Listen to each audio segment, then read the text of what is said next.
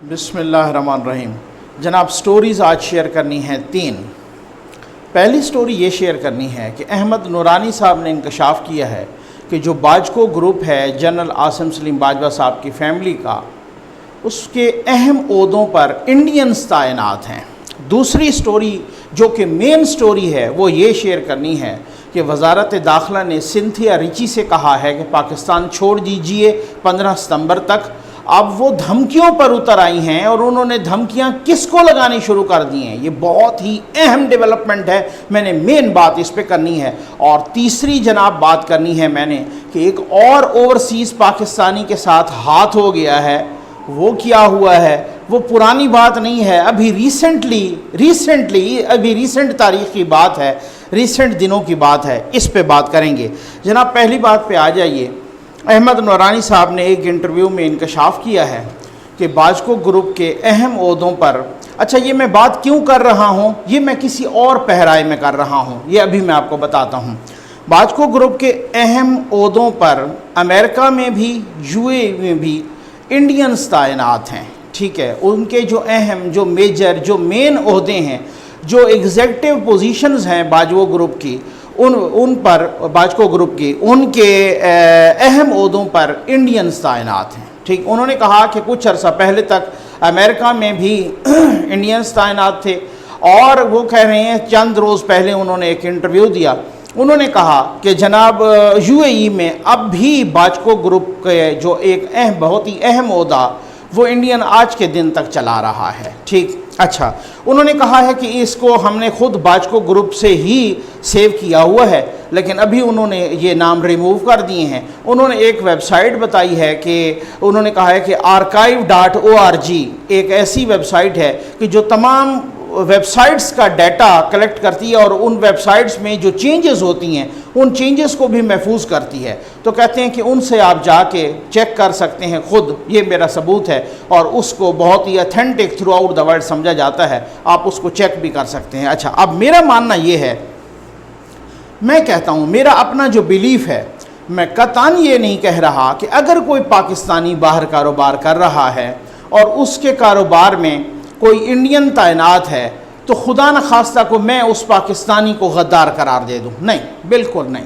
یا میں یہ کہہ دوں کہ جناب وہ پاکستانی جو ہے وہ تو جناب محب وطن نہیں ہے، یا میں یہ کہہ دوں کہ خدا نخواستہ مثال کے طور پہ کوئی مثلا جیسے کیسے کہ میں یہ کہہ دوں کہ جی اگر کسی پاکستانی کے کاروبار میں اہم پوزیشن پر انڈین ہے، باہر ہے، کہیں پر بھی ہے، تو وہ راہ کا ایجنٹ ہے پاکستانی۔ نہیں بھائی، ایسی بات نہیں ہے، اعتراض بھی نہیں ہونا چاہیے۔ بھائی کیا اعتراض ہے؟ اگر کہیں پر کوئی انڈین تعینات ہیں بھی صحیح تو اعتراض کیا ہے؟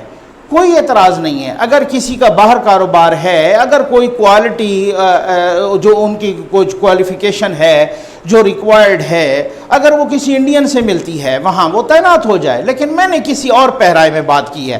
الیکشن 2018 سے قبل یہ شوشہ چھوڑا گیا تھا، سب کو میری بات یاد ہوگی، اور وہ شوشہ کیا تھا کہ نواز شریف کی ملوں میں انڈین ایجنٹ کام کر رہے ہیں۔ یہ شوشہ ماشاءاللہ ڈاکٹر طاہر القادری صاحب نے بھی چھوڑا، اور پھر یہ شوشہ پائے تکمیل تک پہنچایا ایک اینکر صاحب ہیں، میں نام نہیں لینا چاہتا، ٹھیک ہو گیا نا، میں لینا چاہتا ہی نہیں ہوں ان کا نام۔ تو وہ اینکر صاحب نے جناب بیٹھ کے ٹی وی پر اور وہ اس طریقے سے اس شوشے کو آگے بڑھایا، انہوں نے تو بالکل جناب اس طرح ببانگ دول طریقے سے کہ انڈین ان کے ملوں میں کام کر رہے ہیں، را کے ایجنٹ ان کے ملوں میں کام کر رہے ہیں، اور لہٰذا ثابت ہوا کہ یہ بھی را کے ایجنٹ ہے، ٹھیک ہو گیا نا۔ اس طریقے سے ان اینکروں نے بیٹھ کے اس شوشے کو پروان چڑھایا۔ اب میں کہتا ہوں کہ 2 سال گزر گئے اور پی ٹی آئی کی حکومت ہے، تحریک انصاف کی، اب وہ شوشہ اپنی موت آپ مر گیا، نہ کوئی وہاں انڈین ایجنٹ نکلا، نہ کوئی وہاں پر جو ہے نا کوئی نہیں نکلا۔ البتہ جو ایک انڈین ایجنٹ جو سرٹیفائیڈ ایجنٹ، صرف وہ ایجنٹ نہیں بلکہ دہشت گردی کا اعتراف بھی کر چکے، ان کا نام ہے جناب کلبھوشن یادو۔ ان کو ہم نے کونسلر رسائی بھی دی، ایک دفعہ نہیں، 2 3 مرتبہ دی۔ اب ان کو ہم نے این آر او بھی دینے کی کوشش کی، انہی کے لیے ہم نے آرڈیننس بھی جاری کیا جناب، جن کے بھی کہنے پہ کیا، ان کے لیے. اب ان کے لیے ہم مرے جا رہے ہیں کہ کسی طریقے سے اسلام آباد ہائی کورٹ ہمیں اجازت دے دے کہ ہم ان کی وکالت بھی کریں. ہم وکیل بھی انہیں کے جو ہے نا بننے کے لیے تیار ہیں. البتہ یہ نواز شریف کی ملوں سے تو کوئی ایجنٹ نہیں نکلے انڈین. البتہ جو انڈین ایجنٹ ہمارے پاس ہے ہم اس کی وکالت کے لیے اور اس کو NRO دینے کے لیے یوں بیتاب اور مرے جا رہے ہیں اور تڑپے جا رہے ہیں. یہ وہ ثبوت ہیں, یہ وہ حقیقت ہے جس کو جھٹلایا نہیں جا سکتا, کیونکہ کیس اب بھی اسلام آباد ہائی کورٹ میں چل رہا ہے. دوسری مرتبہ عدالت کہہ رہی ہے کہ بھائی ان کو موقع دو, خود انڈیا کو موقع دو کہ وہ اپنے جو جاسوس کا وکیل مقرر کر دے. لیکن یہ مرے جا رہے ہیں کہ کسی طریقے سے ہم عدالت کے کندھے پر جو ہے نا بندوق رکھ کے چلا دیں اور وہ ہمیں کہہ دیں کہ جی آپ وکیل مقرر کر دیں, تو ہم فوراً ہی جناب ہم تو لو جی یہ وکیل آیا کلبھوشن یادو کا. کہا جاتا تھا نا کہ نواز شریف صاحب نے ان کا نام نہیں لیتے, بڑا اب جناب ہم خود بھی بڑا اعتراض کرتے تھے اور ہم بڑے بھائی نواز شریف صاحب تو کب کے چلے گئے, تو لٹکاؤ نا کلبھوشن کو, کس نے روکا ہوا ہے اس کو لٹکانے سے, ذرا ہمت کرو آگے بڑھو, ٹھیک ہے نا. اچھا اب اس کے بعد یہ کہا گیا, یہ بھی آپ کو پتہ ہے, یہ بھی آپ کو, یہ اسٹوری پہ میں آتا ہوں, یہ بھی آپ کو پتہ ہے کہ یہ شوشہ بھی چھوڑا گیا کہ الیکشن سے پہلے, الیکشن 2018 سے پہلے سارے شوشے چھوڑے گئے نا, پوری کمپین چلائی گئی. جو عمران خان صاحب الجزیرہ ٹی وی کو انٹرویو دیتے ہوئے کہا گیا, کہتے تھے کہ جی ہمارے خلاف بڑی تنقید اور بڑا پروپیگنڈا ہے. صاحب پروپیگنڈا یہ ہوتا ہے سر, جناب عزت مآب پرائم منسٹر صاحب, پروپیگنڈا یہ ہوتا ہے جو کیا جاتا ہے, جو نواز شریف کے خلاف کیا گیا الیکشن 2018 سے پہلے کہ انہوں نے 4 ارب انڈیا میں جو ہے نا منی لانڈرنگ کی. وہ کدھر گئے؟ وہ کسی کے پاس ثبوت ہیں, لیکن ان کی عزت کو تار تار کیا گیا صرف اس وجہ سے ان کو الیکشن ہروانے کے لیے, ان کی جماعت کو الیکشن ہروانے کے لیے ایک پری پول دھاندلی کے نتیجے میں, ایک پری پول اور پوسٹ پول اور ڈیورنگ پول اور سارے پول جو ہے نا ان کے ہروانے کے لیے یہ سارے شوشے چھوڑے گئے. وہ کدھر گیا؟ 2 سال ہو گئے ہیں پی ٹی آئی کی گورنمنٹ کو, ان کی منی لانڈرنگ کے ثبوت قوم کے سامنے رکھے نا. میں بھی مانوں, میں اس پہ ویڈیو کروں کہ جناب نواز شریف صاحب نے تو منی لانڈرنگ کر کے 4 ارب انڈیا منتقل کیے تھے. وہ جو الیکشن سے پہلے یہ سب کچھ جو یہ دھول جھونکی گئی تھی قوم کی آنکھوں میں, اب وہ میں حیران ہوں ایسے لوگوں کو. پھر وہ لوگ کہتے ہیں کہ ایسے لوگوں پر مجھے حیرت ہے کہ جناب کہ کس طرح سے آ کے اب بھی وہ اس طرح سے ٹی وی پہ پروگرام کر رہے ہیں جو اس طریقے سے غلط بیانی اور جھوٹ کو پروموٹ کرتے رہے. یہ ہوتا ہے وہ. میں اینڈ پہ اب آ کے اس طریقے سے اس سٹوری کو, کیونکہ اگلی پہ میں سنتھیا والی سٹوری بہت اہم ہے, اس میں میں نے بہت زبردست باتیں اور بہت پروف کے ساتھ میں نے چیزیں نکالی ہیں. تو جناب یہ جو ہے نا یہ ہوتا ہے مقافات عمل, کہ جب آپ کہیں کسی کو کہ اس کی تو اس کے جھوٹ پہ کہیں, یعنی کہ یہ غلط بیانی کریں کہ اس کی ملوں میں انڈین ایجنٹ کام کر رہے ہیں, را کے ایجنٹ کام کر رہے ہیں, اور ہو بھی نہیں. آپ کے اپنے پاس حقیقت میں ایسے نکل آتے ہیں. لیکن پھر بھی بتا دوں کہ مجھے اعتراض نہیں ہے. میں یہ نہیں کہہ رہا کہ خدا نخواستہ کوئی غدار ہے, میں یہ نہیں کہہ رہا کہ اگر اس کے پاس انڈینز کام کر رہے ہیں تو وہ کوئی را کا ایجنٹ ہے. نہیں, ایسے مجھے بطور پرسن کوئی اعتراض نہیں ہے. اگر کسی کو ہے بھی صحیح تو مجھے اس کی رائے کا بھی احترام ہے. آ جائیں جناب اگلی سٹوری پر, سنتھیا ریچی. اچھا, یہ سنتھیا ریچی کا نام سب سے پہلے عام ایک لے مین نے کب سنا؟ یعنی ہم نے کبھی سنا کہ 2017 میں یا اس سے پہلے کوئی ایک آدھ دفعہ بطور صحافی یا اس طریقے سے. سب سے زیادہ کب سے سنا؟ وہ یاد ہے نا آپ کو نا, یہ عظمیٰ خان کی جو ہوا تھا, وہ ملک ریاض صاحب والا وہ سارا واقعہ, وہ عظمیٰ خان جو اپنا ایکٹریس ہیں ان کے ساتھ جو کچھ ہوا.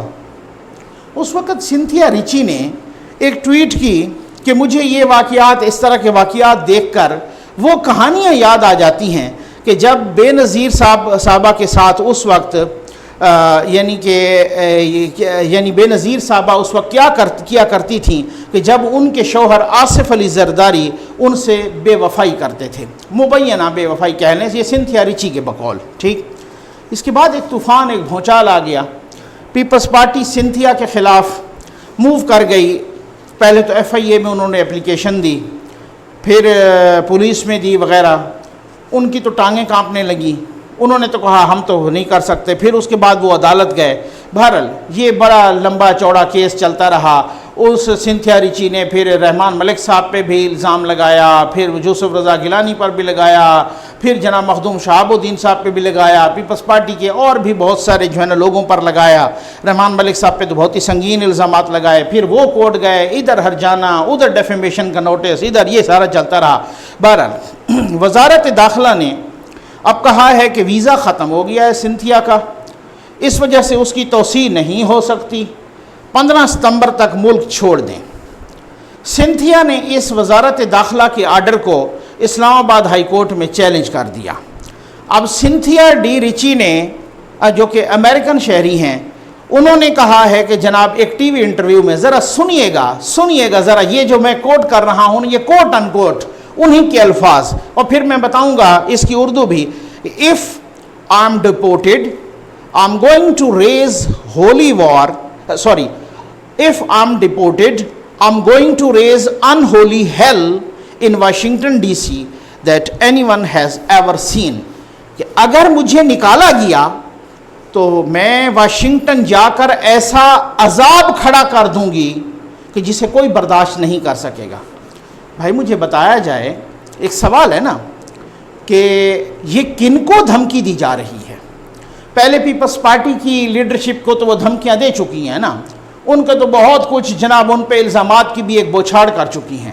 سنتھیا ریچی نے کن کے لیے کہا ہے کہ اگر مجھے نکالا گیا تو میں امریکہ جا کے ایک عذاب کھڑا کر دوں گی جو کوئی بھی برداشت نہیں کر سکے گا. اب ذرا آپ اندازہ کیجئے, یہ امریکن شہری ہیں, ہمارے ہی ملک میں بیٹھ کے, ہمارے میڈیا پہ بیٹھ کے یہ دھمکی دے رہی ہیں ریاست پاکستان کو, یا حکومت پاکستان کو, یا پاکستان کے اداروں کو, یا پاکستان کے سیاستدانوں کو. وہ کہتی ہے میں عذاب کھڑا کر دوں گی. یہ سن لیجئے, ان کا انٹرویو موجود ہے جناب, ٹھیک ہے نا. اچھا, میں پوچھنا چاہتا ہوں کہ یہ کون سی مجبوری ہے جس کے لیے وہ اتنی مطلب ان کے لیے, یعنی سنتھیا کے لیے پاکستان میں اتنی اٹریکشن ہے. وہ امریکی شہری ہیں. امریکہ اس وقت واحد سپر پاور ہے دنیا کا, بہترین ترقی یافتہ ملک ہے, ٹیکنالوجی کے عروج پہ ہے, اکانومی کے عروج پہ ہے, ٹھیک ہے. اس کے لیے پاکستان جو ایک ترقی پذیر ملک ہے, یہاں پر تو بہت زیادہ دہشت گردی ریڈن ملک ہے, ٹھیک ہے نا, دہشت گردی سے کھایا ہوا ملک ہے. سنتھیا ریچی کے لیے کیا اٹریکشن ہے کہ وہ چھوڑنا نہیں چاہ رہی پاکستان کی سرزمین کو. وزارت داخلہ نے, میں نے کہا تھا میں نے بہت ساری اس پہ گہری ریسرچ کی ہے. وزارت داخلہ نے اسلام آباد ہائی کورٹ میں ایک اعتراف کیا ہے جناب, جی ہاں, اور اعتراف کیا ہے وہ میں کہتا ہوں, میں معذرت کے ساتھ کہوں گا کہ یہ بادی النظر میں اعتراف جرم ہے, ٹھیک ہے نا. کہتے ہیں کہ سنتھیا کو 2 مرتبہ یعنی 2018 اور 2019 میں, جی ٹھیک ہے نا, خلاف قانون ویزا جاری کیا گیا. اور وزیر داخلہ صاحب کون ہیں؟ بریگیڈیئر ریٹائرڈ اعجاز شاہ صاحب. اچھا آگے بڑھیں. کہتے ہیں کہ 2 مرتبہ انہیں بزنس ویزا جاری کیا گیا, اور دونوں مرتبہ سنتھیا نے متعلقہ دستاویزات جمع ہی نہیں کروائیں, اور دونوں مرتبہ اس کو ویزا بھی جاری ہو گیا غیر قانونی طور پہ. سوال یہ ہے کہ سنتھیا کو غیر قانونی ویزے کون جاری کروا رہا ہے؟ اور آپ کو یاد ہے کچھ عرصہ پہلے سنتھیا کے بارے میں ایک ٹرینڈ چلا تھا, اس ٹرینڈ میں لکھا تھا, آپ چیک کر لیں, ابھی بھی ٹویٹر پہ چیک کر لیں, Cynthia is the pride of Pakistan. ماشاءاللہ, اب میں ماشاءاللہ کہوں یا انا للہ کہوں, جب سنتھیا جیسی پاکستان کی پرائڈ ہو گئی ہیں تو پھر مجھے سمجھ آتی ہے کہ قاضی فائز عیسیٰ جیسے بیٹے پھر تو وہ زیر عتاب ہوں گے, ٹھیک ہے نا. عارف نظامی صاحب نے, بہت ہی محترم جرنلسٹ ہیں, کون نہیں جانتا, انہوں نے کچھ عرصہ پہلے ایک کالم لکھا. اس کالم میں جناب انہوں نے ایک اپنے تجربات شیئر کیے. انہوں نے کہا کہ محترمہ بے نظیر بھٹو صاحبہ کا پہلا دور تھا, پہلا دور, وہ بطور وزیر اعظم سیاچن کا دورہ کر رہی تھی, بہت سارے حکام بھی ان کے ساتھ تھے اور صحافی بھی ان کے ساتھ تھے, اور عارف نظامی صاحب کہتے ہیں کہ میں بھی ان کے ساتھ گیا, ٹھیک, وہاں پہ سیاچن کے دورے پہ. اور عارف نظامی صاحب لکھتے ہیں کہ ایک برطانوی خاتون صحافی کرسٹینا لیم وہ بھی ان کے ساتھ تھی, ٹھیک. اچھا, دورہ ختم ہو گیا, واپس آ گئے. چند روز کے بعد اس وقت کے پاکستان کے آرمی چیف جناب جنرل اسلم بیگ صاحب نے صحافیوں کو بریفنگ کے دوران یہ بتایا اور اعتراض کیا کہ ایک جو کرسٹینا لیمب ہیں وہ غیر ملکی ہوتے ہوئے کس حیثیت سے سیاچن گئیں. ذرا تھوڑا سا رکیے گا تھوڑا سا ٹھیک ہو گیا نا, ذرا اطمینان رکھیے گا, میں ثبوت سے اور دلیل سے بات کرنا چاہتا ہوں اور ہمیشہ اسی چیز کا عادی ہوں. میں سوالات یہ ہیں کہ اگر یہ غیر ملکی خاتون ایک دہائی سے پاکستان ہیں تو پھر یہ کیا کر رہی ہیں, یہ کس حیثیت میں یہاں پہ قیام کر رہی ہیں, ان کو کس نے پناہ دے رکھی ہے. میں انتہائی ادب سے پوچھنا چاہوں گا کہ وہ وردی جو کیپٹن سرور شہید سے لے کر لیفٹیننٹ ناصر خالد تک جیسے مقدس شہداء نے پہنی, وہ مجھے سنتھیا کے جسم پر نظر کیوں آ رہی ہے. یہ سوالات بڑے چپتے ہوئے ہیں لیکن یہ حقیقت پر مبنی ہیں. سنتھیا کا پاکستان میں ذریعہ معاش کیا ہے. چند ماہ پہلے, ذرا سنیے گا, چند ماہ پہلے اسلام آباد ہائی کورٹ کو بتایا گیا اور جناب یہ وزارت داخلہ نے بتایا, آپ چیک کر سکتے ہیں ٹھیک ہے نا, کہ سنتھیا ریچی, یہ وزارت داخلہ بتا رہی ہے اسلام آباد ہائی کورٹ کو کہ سنتھیا ریچی ISPR کے لیے اور حکومت خیبر پختونخوا کے ساتھ کام کر رہی ہے. میں اب ادب سے پوچھوں گا کہ ایک صحافی, غیر ملکی صحافی کرسٹینا لیمب جو بے نظیر بھٹو وزیر اعظم اس وقت کی وزیر اعظم کے ساتھ سیاہ چین کا دورہ کیا تو اس وقت کے آرمی چیف کو اعتراض تھا, وہ گئی بھی اکیلی نہیں گئیں, وہ صحافیوں کے ساتھ گئیں, وہ پورے حکام بھی ساتھ تھے, وہ ظاہر ہے ان کے ساتھ سول ملٹری حکام ہوں گے, باقی بھی صحافی ہوں گے, پورا کاروان گیا ہوگا وہاں پہ, عارف نظامی صاحب بھی ساتھ تھے. لیکن اس وقت کے آرمی چیف نے اعتراض کیا کہ یہ برطانوی خاتون صحافی کس حیثیت سے سیاچین گئی تھی. اب میں ادب سے پوچھنا چاہوں گا کہ سنتھیا ریچی کس حیثیت سے ہمارے ISPR میں گھسی ہوئی ہیں, کس حیثیت سے ہماری حکومتوں کے ساتھ, کس حیثیت سے ڈپلومیٹک انکلیو میں رہ رہی ہیں, کس حیثیت سے جناب ہر آفیشل آ رہی ہیں, ہر آفس میں اور ہر ہائی آفیشل آفس میں اور ہائی پروفائل آفس میں وہ گھسی ہوئی ہیں. سنتھیا ریچی یہ کس حیثیت سے ہو رہی ہیں, یہ کس ہمیں یہ پاکستانیوں کا حق بنتا ہے کہ انہیں بتایا جائے. اور پھر یہ بھی حق بنتا ہے کہ پاکستان کی کورٹس میں لاکھوں مقدمات زیر التوا ہیں, لاکھوں, صرف 45,000 مقدمات تو سپریم کورٹ میں زیر التوا ہیں اور ہزاروں مقدمات تمام ہائی کورٹس میں زیر التوا ہیں. لیکن اگر میں مقدمہ کرتا ہوں, کوئی لے مین کرتا ہے, کوئی عام, تو ہمارا مقدمہ لگتے 6 مہینے گزر جاتے ہیں, سالوں گزر جاتے ہیں. لیکن سنتھیا نے ادھر آج مقدمہ کیا, دوسرے دن اس کی سماعت ہو گئی ادھر آ. میں انتہائی معذرت کے ساتھ کہ بادیوں نظر میں ہماری کورٹس بھی اس چیز کی عادی ہو گئی ہیں کہ مبینہ طور پہ وہ وہی مقدمہ پہلے سنتی ہیں کہ جن کے میڈیا میں زیادہ شور اٹھے, جو میڈیا میں ہیڈ لائن بنے. یہ اس طریقے سے میں سمجھتا ہوں کہ میں انتہائی ادب کے ساتھ کہ ایسے ٹرینڈز کو بھی, ایسی ریت کو بھی ڈسکریج کرنا چاہیے. آ جائے جناب وہ تیسری خبر پر, اور تیسری سٹوری.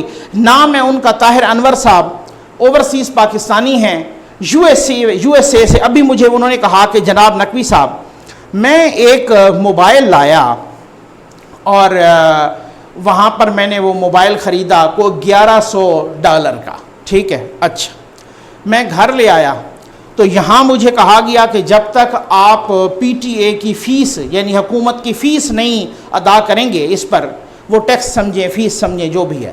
تو میں نے کہا کتنی ہے, تو انہوں نے مجھے بتایا کہ 40-42 ہزار فیس ہے. اچھا, پھر انہوں نے کہا کہ فیس میں نے اس کی 42,000 ادا کر دی اس موبائل کی. اب آپ انتہا دیکھیں ظلم کی, ایک موبائل, ٹھیک ہے نا, چلیں ایک ہو نا جو بندہ کاروبار کے لیے لائے اس پہ تو لگائیں نا, ٹھیک ہے نا.